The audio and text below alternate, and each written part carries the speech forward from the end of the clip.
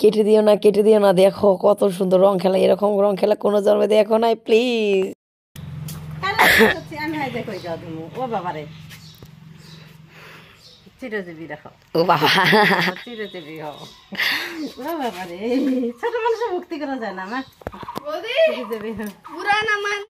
पुराना मानो होली है।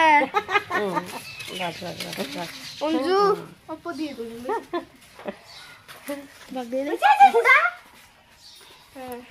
দুঃখ ব্যথা কষ্ট আমার বুকে সব কিছু জরাজন্য হয়ে গেছে, তবু কিন্তু আমি রং খেলা এনজয় করছি।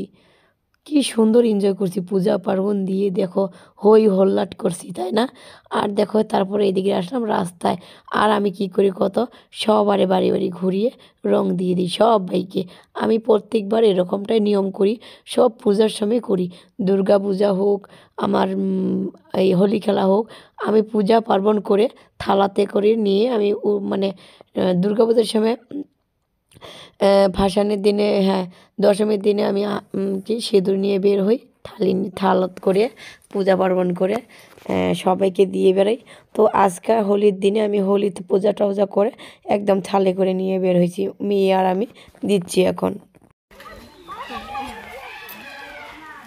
আর ঢংলে হেরে বেজি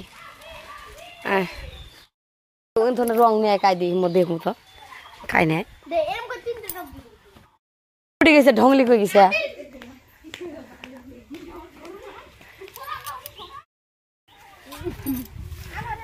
অল্প করে দে, কপালত দে।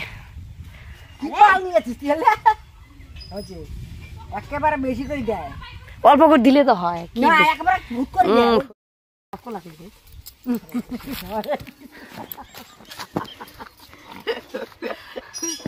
বন্ধুরা দেখো কাকুলির মুখটা কত সুন্দর, আর এই যে মনি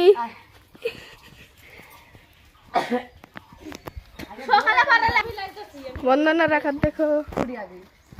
ওই বন্দনা মুখটা অল্প দেখা, তুই সুন্দর সাজছে।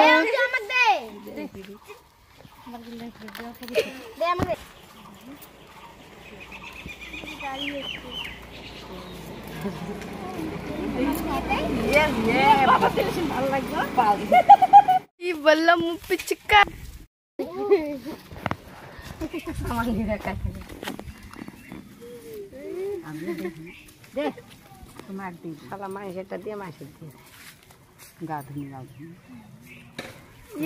বৌদি এখন কে? হ্যাঁ মানুষের দিবে দাও না মাথাতে। হ্যাঁ তুলে দিয়ে দিলি, দিয়ে দে মাথার ছাতা চোপড় দেবে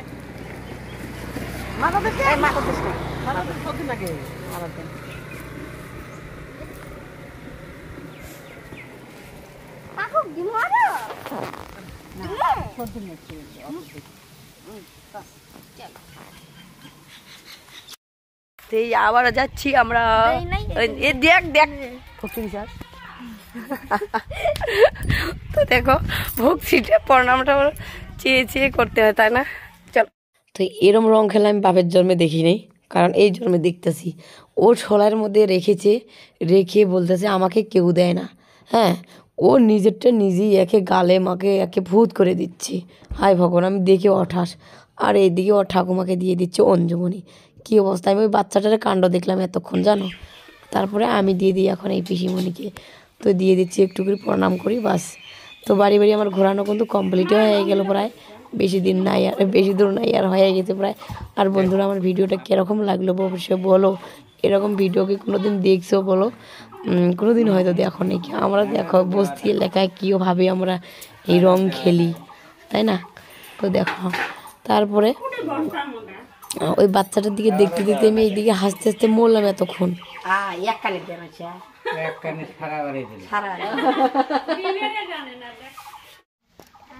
দেখো আমাদের কি অবস্থা। তারপরে এদিকে ঘুরতে ঘুরতে লাগে গেল হরান। তারপরে এই জায়গায় একটা টং পেয়ে গেলাম, বসে গেলাম।